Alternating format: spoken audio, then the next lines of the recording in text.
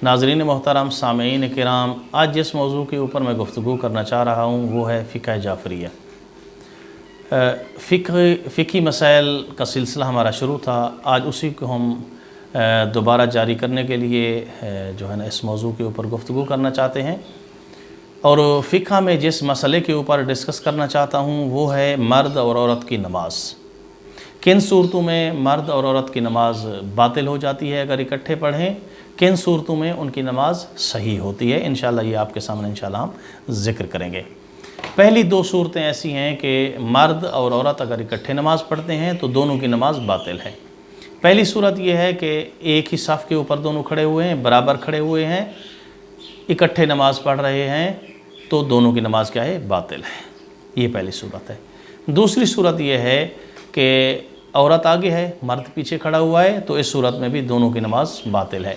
इसमें फ़र्क नहीं है कि मिसाल के तौर पर मर्द उस लड़की का बाप लगता है या उस औरत का शौहर है, या मिसाल के तौर पर दोनों शौहर बीवी हैं, नहीं, उनके जो भी रिश्ते हैं नमाज दोनों की क्या हो जाएगी, बातिल हो जाएगी इन दो सूरतों में। और 5 ऐसी सूरतें हैं जिनमें दोनों की नमाज सही हो सकती है और इकट्ठे पढ़ें तब भी दोनों की नमाज, यानी इकट्ठे पढ़ें तब भी दोनों की नमाज सही हो सकती है। पहली सूरत ये है, पहले आप सवाल सुन लें इन सूरतों के मुतालिक, वो कौन सी सूरतें हैं जहां खातून मर्द के बराबर या आगे नमाज़ पढ़ रही हो और दोनों की नमाज सही हो। पहली सूरत यह है कि जब दोनों के दरमियान 4.5 मीटर का फासला हो, एक ही सफ़ के ऊपर खड़े हुए हैं, सफ़ लंबी है, तवील है, एक साइड पे मर्द है, दूसरी साइड पे औरत खड़ी हुई है, दरमियान में 4.5 मीटर का फासला है, तो दोनों की नमाज सही होगी।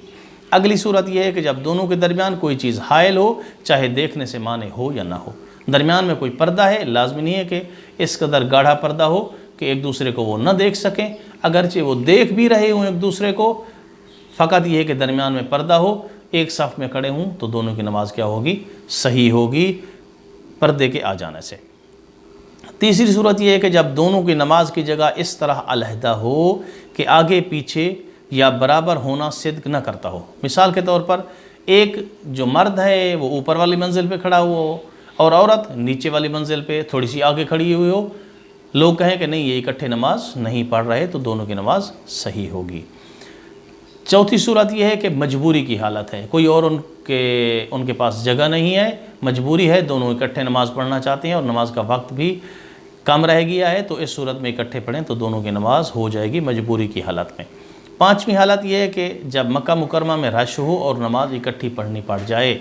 मक्का मुकरमा पे गए हुए हैं, हज के लिए गए हुए हैं, तो वहाँ रश है, नमाज़ पढ़ना चाहते हैं, अलग-अलग नहीं पढ़ सकते, रश की हालत पे वो इकट्ठे भी अगर नमाज़ पढ़ें तो उनकी नमाज़ क्या हो जाएगी, सही होगी। इन 5 सूरतों के अलावा बाकी जितनी सूरतें हैं उनकी नमाज बातिल होगी।